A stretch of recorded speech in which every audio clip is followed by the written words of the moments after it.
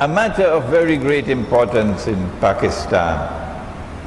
And there are many in Pakistan who are going to be listening to this session. Ghazwa is a war in which the Prophet ﷺ participated. Ghazwa. Otherwise, war is harb. For some reason which I cannot explain, there is this tendency to use the word Ghazwa for a war which will take place in Akhiru Zaman against a Hind. Hind is that entire area which today comprises India, Pakistan, Bangladesh, that is Hind. And there are ahadith, and I am not in a position to assess the authenticity of these ahadith. No. That a Muslim army will conquer Hind. A Muslim army fighting in Akhirul Zaman will have to be an army of mujahideen. I don't know, and perhaps you can help me and correct me, whether any armed force of any country in the world today, including the Pakistani armed forces, have ever described themselves or will ever describe themselves as mujahideen.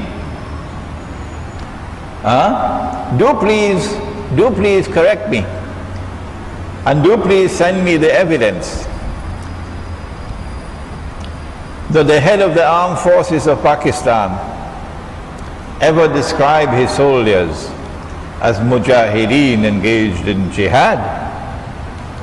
I don't think armed forces of secular nation states use that kind of a language. No.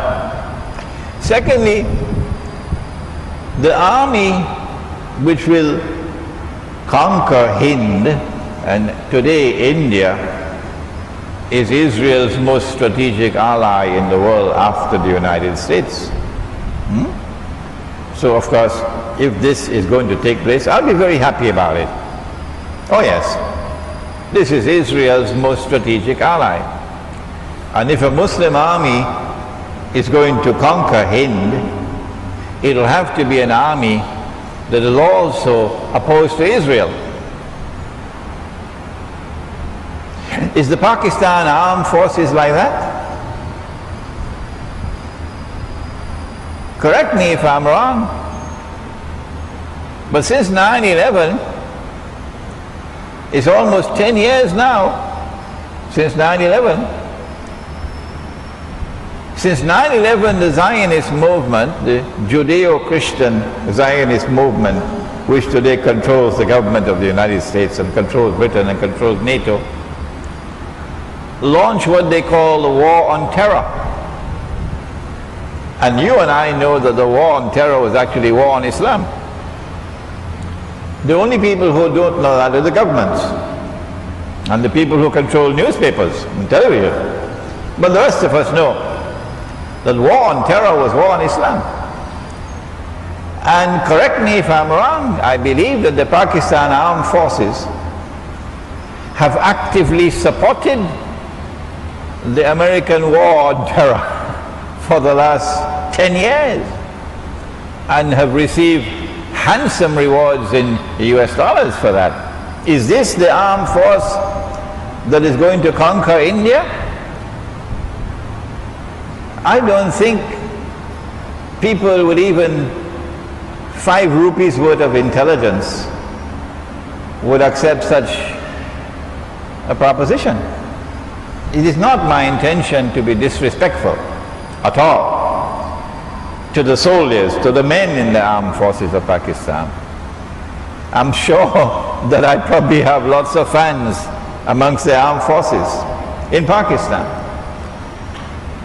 Those, however, who command strategic decision making in the Pakistan armed forces and who control strategic decision-making in the government